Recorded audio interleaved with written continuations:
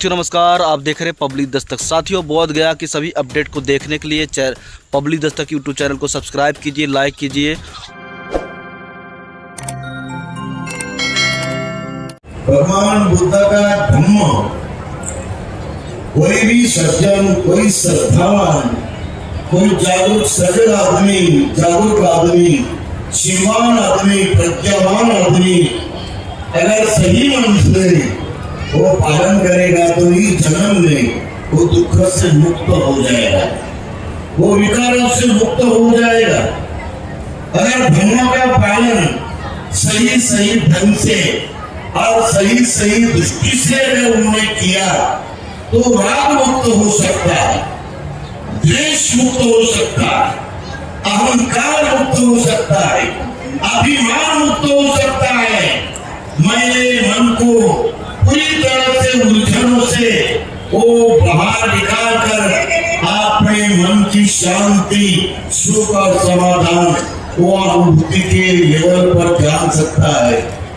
ऐसा बुद्ध का धम्म जो शील ज्ञान से परिपूर्ण, जो सम्यक समाधि ज्ञान से परिपूर्ण, जो प्रज्ञा के ज्ञान से परिपूर्ण है, ऐसे धर्म को पालन करने वाला साधक, ऐसे धर्म को पालन करने वाला उपासक उपासिका, भिक्षु भिक्षुणी, वो तमाम भय से मुक्त होता है, वो तमाम दुख और चिंता से मुक्त होता है, वो तमाम उलझनों से मुक्त होकर अपने जीवन में मानव जन्म की सफलता पा सकता है।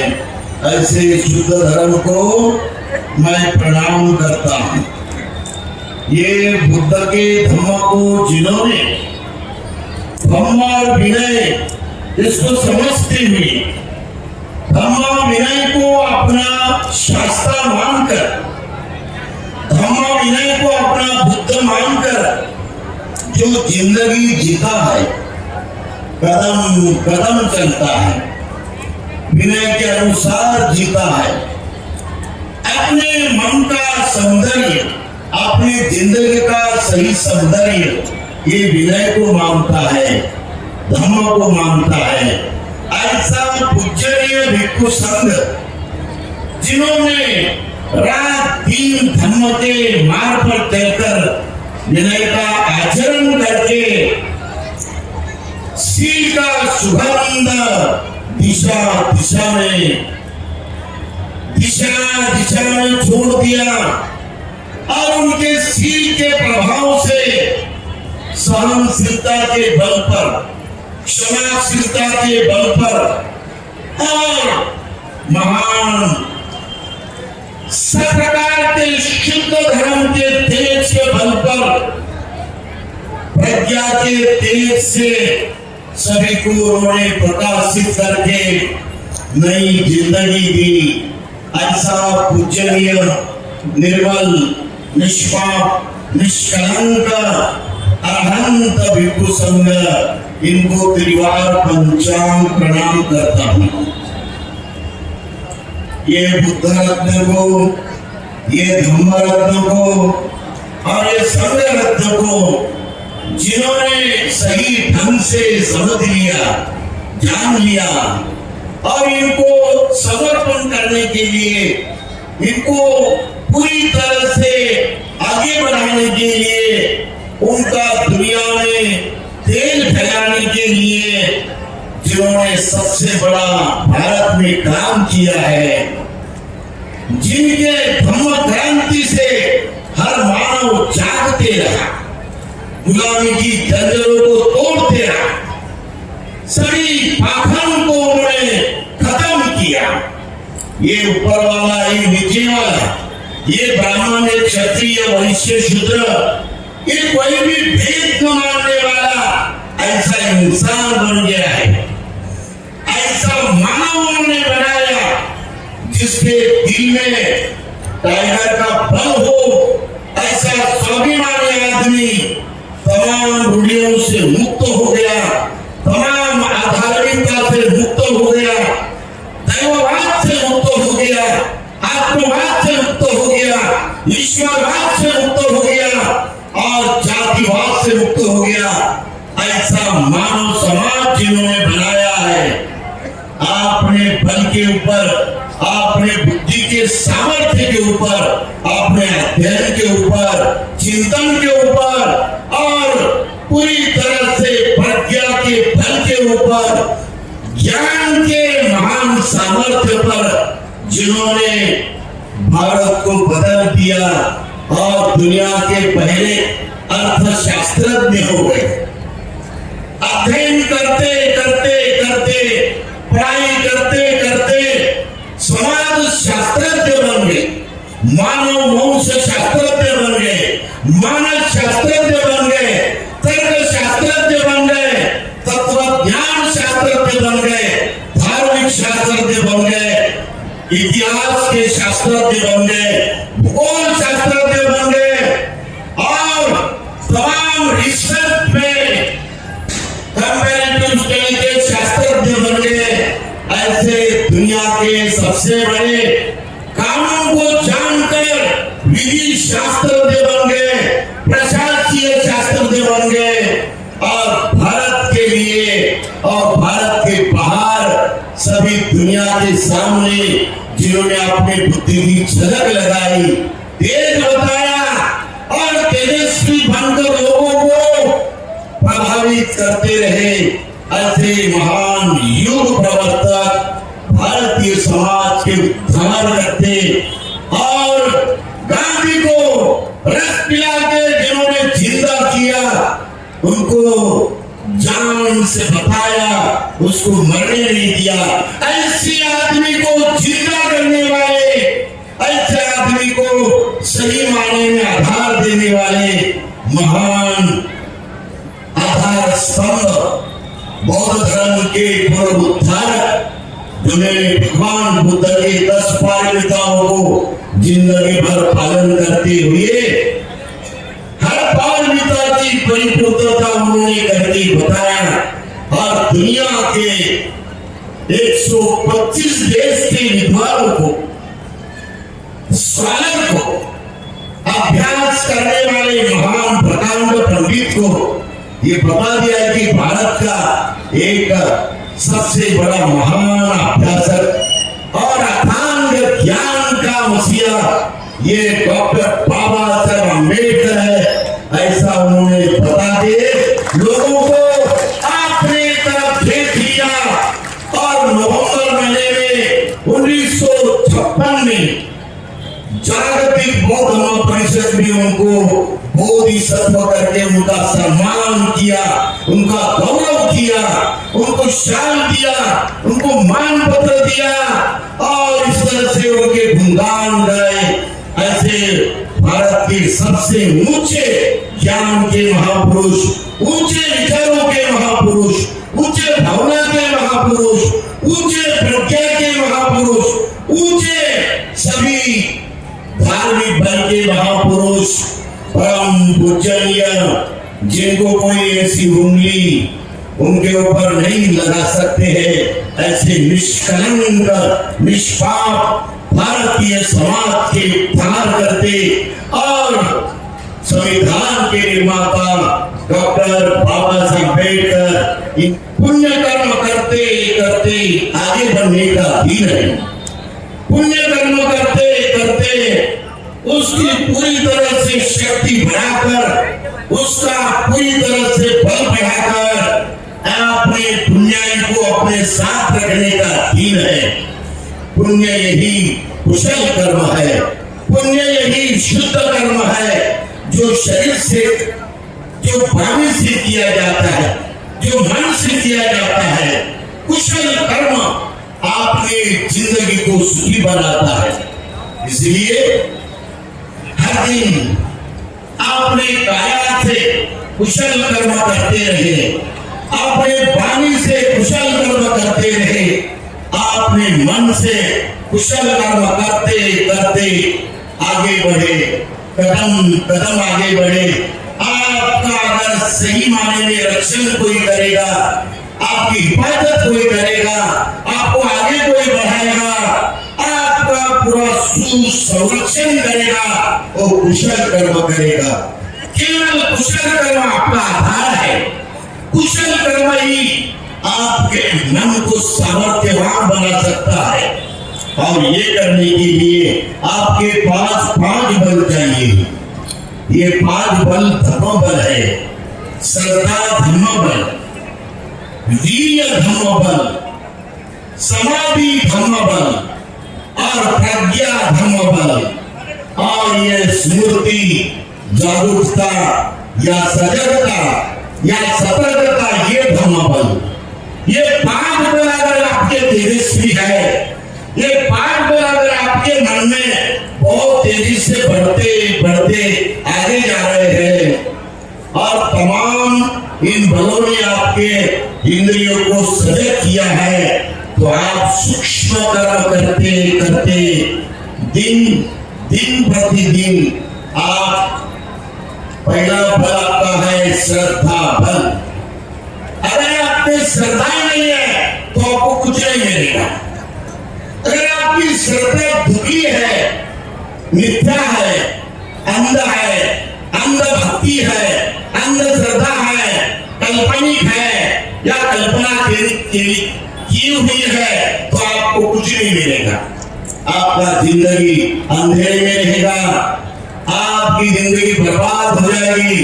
इसलिए अगर उजाला बढ़ाना है, अगर ज्ञान का उजाला फैलाना है, अगर प्रज्ञा का तेज बढ़ाना है, अगर प्रज्ञा का तेज बढ़ाने के लिए आपको काम करना है, तो शील का काम, शील का पालन बड़ी ढंग से करना चाहिए, बड़े शुद्ध रस का काम से करना चाहिए, बड़े ही सादर भाव से करना चाहिए, बड़े बुद्धि से करना चाहिए, बड़े शुद्ध मन से करना चाहिए।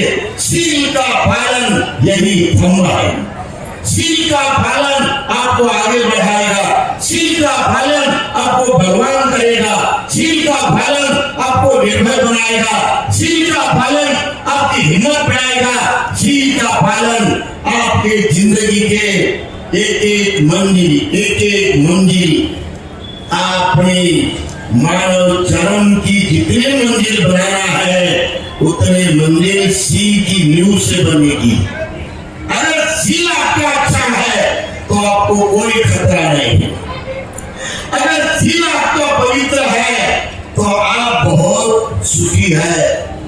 शील आपको तमाम धोखेबाजी से या धोखे के कर्म से बचा सकते हैं। धोखा हत्या में है, धोखा चोरी में है, धोखा व्यभिचार में है, धोखा गाली गलौज देने में है, धोखा इस मन को आग लगा के उस आग को फैलाना, इस घर को आग लगा के इस घर में इस आग लगा देना, दोनों घरों में आग लगा के मजा लेना, ऐसी चुगली करना और चुगली करके तमाम लोगों के मन खराब करके सबके मन में जाल फैलाना, ये धोखेबाजी है, ये धोखे का कर्म है। चुगली करना, गाली गलौज करना, निंदा करना, आरोप करना, ये सभी आपने मुंह का बदबू है। संडास से भी उसका दुर्गंध ज्यादा बढ़ेगा। इसलिए चुगली से विरत रहे। सभी तमाम आरोप, किसी के ऊपर आरोप करने से विरत रहे, किसी को गाली गलौज करने से विरत रहे, बकवास करने से विरत रहे। संयम करें, मधुर वाणी करें, बहुत शुद्ध मन से बोले, बहुत अच्छे ढंग से बोले। हर लक्ष्य आपका लोगों को जीतने के लिए रखो। यही सम्यक वाणी माने बुद्ध है। शील माने बुद्ध। अगर आपके पास बुद्ध है तो कोई धोखा नहीं। अगर आपके पास दुराचार है तो धोखा है। अगर आप शराब पीते हैं, यहाँ से जाकर आपके गांव में आपके भाई के साथ, आपके रिश्तेदारों के साथ अगर शराब पीते हैं, गांजा पीते हैं और कुछ ना कुछ पीते हैं जिसे नशा आती है, तंबाकू खाते हैं, बीड़ी पीते हैं, सिगरेट पीते हैं, कोई ना कोई नशा आप चलाते हैं तो आपके नशे से आपके पीछे बीमारी लगेगी, आपके पीछे कैंसर लगेगा और बीमारी से आपकी बर्बादी हो जाएगी, आप जल्दी टिकट निकल कर चले जाएंगे। इसीलिए आपको दारू से एकदम विरत रहना चाहिए, बीड़ी सिगरेट से विरत रहना चाहिए, तंबाकू से विरत रहना चाहिए। जितनी नशेली वस्तुएं हैं, नशेली चीज है, ये तमाम नशा करने से आप विरत होना चाहिए। इसमें आपका भला है, इसमें आपका मंगल है, ये शील है। शील हर आदमी का सौंदर्य है, शील लेडीज का सौंदर्य है, शील माता बहने का सौंदर्य है और कोई सौंदर्य दुनिया में नहीं है। अगर आपके गले में 2 लाख 3 लाख 10 लाख के सोने के अलंकार है तो चोर सोचता है कि अरे इस लेडीज के गले में तो 10 लाख का माल है, सोने के अलंकार है तो आपको चक्कू बता के, आपको पिस्तौल बता के वो पूरे 10 लाख का अलंकार आपके पूरी तरह से लूट कर भागेगा। तो ये सोने का अलंकार आपको धोखा देगा, चांदी के अलंकार आपको धोखा देगा। लेकिन अगर आप शील का अलंकार बढ़ाते हैं, शील का सौंदर्य बढ़ाते हैं तो आपको कोई धोखा नहीं है। आपका सुगंध पूरा तमाम दिशा में जाएगा कि ये लेडीज, ये माँ बहन, ये परिवार सिलवान है, ये सभी पति पत्नी सिलवान है, इनमें कोई भी दुराचार करने का कोई कर्म नहीं है। ये हत्या से अलिप्त है, ये चोरी से अलिप्त है, ये व्यभिचार से अलिप्त है, ये झूठी गाली गलौज से अलिप्त है, ये किसी प्रकार की चुगली नहीं करेंगे, चुगली से अलिप्त है और ये दारू नशा पानी से अलिप्त है, ये तंबाकू खाने वाले नहीं है। ये अम्बेडकर के सही ब्लड के आदमी है, या अम्बेडकर के विचारों के आदमी है, या अम्बेडकर के तत्वों के आदमी है। ऐसा आपको सम्मान मिलेगा, आपकी इज्जत बढ़ेगी, आपका स्वाभिमान बढ़ेगा। आपको अगर शील से इज्जत मिलती है, सम्मान मिलता है तो शील ही आपके जिंदगी का सर्वांगीण विकास करने का सही मार्ग है। दुनिया के प्लेटफॉर्म पर कौन ऐसा आदमी है कि जिनको कभी कलंक नहीं लगा? कौन ऐसा विद्वान आदमी है जिन्हें कोई कलंकित नहीं कर पाया है? ऐसा एक ही आदमी है जिन्होंने दुनिया को छुपाया, भारत को बदल दिया है। ऐसा महान बोधिसत्व डॉक्टर बाबा साहब अम्बेडकर, जो निष्कलंक है, निष्पाप है, निर्मल है और दोष मुक्त है। आप ये बात मानते क्या? ये बात आप मान के चलते क्या? तो आप वैसे बनोगे, ऐसे बाबा साहब के सरीके निष्कलंक बनोगे, बाबा साहब के सरीके निर्मल बनोगे, बाबा साहब के सरीके सिलवान बनोगे, बाबा साहब के सरीके ईमानदार बनोगे, बाबा साहब के सरीके महाकरुणावान बनोगे, तभी आप सही बाबा साहब के बच्चे हो सकते हैं, बाबा साहब की लड़कियां हो सकते हैं, बाबा साहब के समाज को मानने वाले सही अनुयायी हो सकते हैं। इसीलिए बौद्ध धर्म में शील से ही अपनी जिंदगी आगे बढ़ती है, कदम कदम बढ़ती है। एक छोटी सी पोस्ट बताकर मैं मेरा आशीर्वाद खत्म करता हूं। भगवान बुद्ध हमेशा श्रावस्ती जयपुर में आते थे तो वहां पर एक दानशूर महाउपासक था जिनका नाम पाली में सुदत्त है और वो कहते हैं अनाथ पिंडक। अनाथ पिंडक के 4 दरवाजे पर कम से कम हर दिन 250 लोगों को 300 लोगों को खाना मिलता था। चपाती, चावल, दाल, तरकारी। और भूखे तो ये भंते बोलते हैं।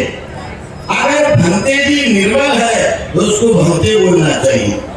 अगर भिक्षु निष्कलंक है तो वो एक सही भिक्षु है। अगर भिक्षु श्रीमान है तो वही भिक्षु है। अगर भिक्षु क्रोधी है, कपटी है, जलसी है तो वो भिक्षु नहीं है, वो नकली है। अगर भिक्षु प्रज्ञावान है, प्रज्ञावान का मतलब क्या होता है? बोलो कौन बोलता है? प्रज्ञावान का मतलब क्या होता है? कौन कहता है प्रज्ञावान? मैं बताता हूं करके बोलो ना, वो खड़े हो जाओ, अपना वर्ग है। अरे जो आदमी प्रज्ञावान बनता है या बनते बनते परिपूर्ण प्रज्ञावंत होता है तो वो तमाम आने वाले जितने भी ये प्रभाव है या बाढ़ है, क्रोध का बाढ़ हो, द्वेष का बाढ़ हो, अहंकार का बाढ़ हो, वासना का बाढ़ हो, तृष्णा का बाढ़ हो, उसको भीगते भीगते वो आगे जाएगा। किसी भी ये बात को नहीं मानेगा। इसलिए प्रज्ञा जो है सबको भीग कर आगे जाएगी। वो ये दुख संसार महासागर को पार करने के लिए नाव का काम प्रज्ञा करती है, जहाज का काम प्रज्ञा करती है। तो यह भंते वंदानी भंते करके ये नंदगौरी भगवान बुद्ध को प्रणाम करता था। प्रणाम करते करते उसकी पहचान बढ़ गई, प्रेम बढ़ गया बुद्ध के ऊपर, मैत्री बढ़ गई, श्रद्धा बढ़ गई और आदर बढ़ गया। और इस तरह से उनका आकर्षण बढ़ते बढ़ते आगे बढ़ा। तो उसने भगवान बुद्ध को विनती किया कि भगवान मेरे घर में कम से कम 8 दिन रहिए। बुद्ध ने वचन दिया कि मैं आपके यहाँ आता हूँ। बहुत दिन हो गए वचन देकर, लेकिन भगवान बुद्ध नहीं जा सके। एक समय आ गया कि आनंद और बहुत सारे भिक्षु संघ के लोग ये